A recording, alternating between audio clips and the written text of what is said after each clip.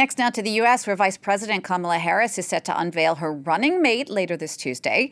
This will be her first major decision as the Democrat Party's presidential candidate, and all of America is watching. Our Doug Herbert's been keeping a close eye on that as well. He joins me now on the set. Doug, the U.S. media is topping around a few top contenders for the job at this point. Talk us through the favorites. Yeah. Well, first of all, I have to say, she has had 16 days to go through a process that normally is spread out over several months. Usually you get your vice presidential pick sometime in the spring when the primaries are starting to wrap up.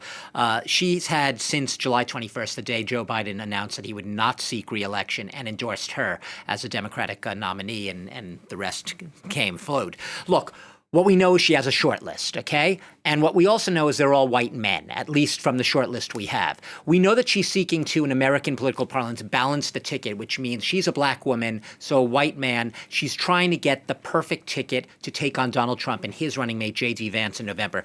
You see those six faces there? These are the short lists. It doesn't mean we can't be totally surprised, because as of 10:30 p.m. last night, Paris time, 4:30 in Washington, a Harris campaign spokeswoman told the Washington Post she had not yet made her decision. So we don't know, and it will come down. It is her decision to make.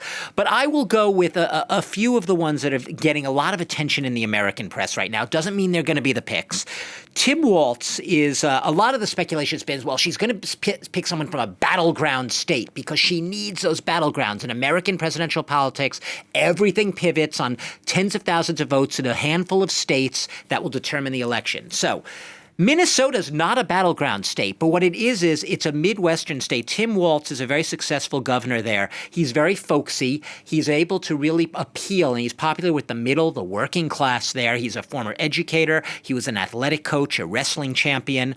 And what he's also is he was able to win votes in a very rural part of his state that is really a Republican bastion. So it shows perhaps an ability to pick up votes in places that are sort of red and not obvious. The other one, a lot of people are speaking about. He's also very progressive, Tim Walz, so he's a favorite of the progressive wing of the Democratic Party. Josh Shapiro, you see him up there in the top right corner, governor of Pennsylvania. Pennsylvania, obviously, it is the ultimate. It is the mother of all battleground states, if you will, Jeannie, along with Wisconsin, Michigan. But he would be seen as a pick. He's very popular in a state that is critical. And more importantly, he beat a diehard MAGA Republican for election as governor in 2022, a guy named Doug Mastriano. Couldn't be more pro-Trump if you tried. He beat the guy, and he did it in Pennsylvania. So that makes him perhaps a favored choice. However, I will say the caveat comes is Josh Shapiro's Jewish. He's been very outspoken on issues, very supportive of Israel, but critical of student protesters, pro-Palestinian protesters.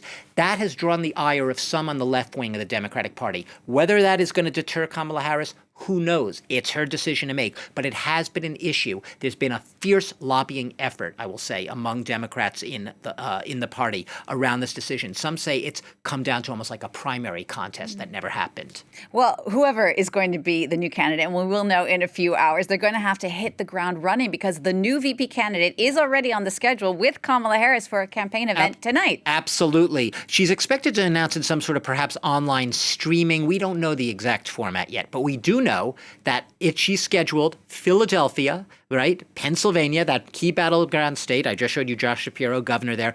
They will start off there. This is going to be a 5-day, seven-state tour. If you're getting breathless just hearing that, you're absolutely right, Jeannie. It's going to cover Pennsylvania. It's going to cover Michigan. It's going to cover Wisconsin, North Carolina, I believe Nevada, Arizona.